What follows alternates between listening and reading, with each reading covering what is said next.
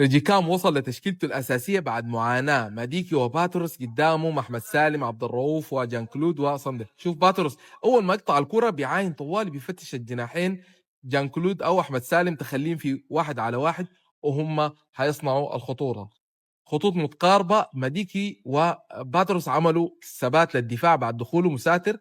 اول ما الكره تتقطع بنشوف جان كلود واحمد سالم طالبين الكره الاثنين، طوالي بيجروا وطوالي هم الاثنين بيفتحوا الملعب، واللعيبه كلهم بيفتشوا لهم يحاولوا يخلوهم في 1-على-1 وهم حيصنعوا الخطوره. هنا بنشوف جان كلود الهدف الثالث بيحاول وبيسدد وترجع وبيكملها احمد سالم. حتى الخروج بالكره مديكي وباتروس غيروا الشكل تماما. شوف ضاغط الجيش ب6، هم الاثنين بياخدوا معاهم لاعبين بيفضوا مساحه كبيره لعبد الرؤوف انه يستلم في ظهرهم بعد تمريره جيده من فريد، والجناحين بنفس الطريقه مكملين. هنا احمد سالم قطع وكاد انه يسجل الكره في المرمى. شوف لقطه ثانيه للخروج بنفس الطريقه، هنا المره دي انكرشوم فاتح له مديكي ومعاه باتروس. مديكي بيستلم عنده مرونه، كان غريب جدا انه ما يشارك، هو نجم المباراه السابقه يبدا المباراه.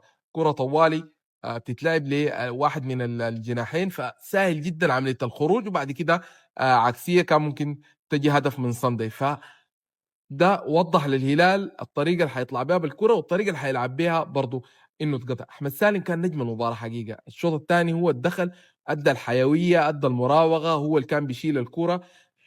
صح جان كلود صنع عليه الهدف، لكن هو قبلها كان صنع فرصه كبيره كان مفروض يسجلها جان كلود. لمسته، شوف مديكي بيضغط على اللاعب، وصندي كان جيد جدا في انه انتبه للهدف. ان شاء الله انتظرونا في فيديو قادم عن الدفاع ومشاكل الدفاع في الفيديو القادم. عبد الرؤوف برضه في النص كان بيستلم بيرفع راسه، عمل تمريرات جيده، صح اوف سايد، لكن في النهايه تمريراته هي اللي جابت الهدف الاول.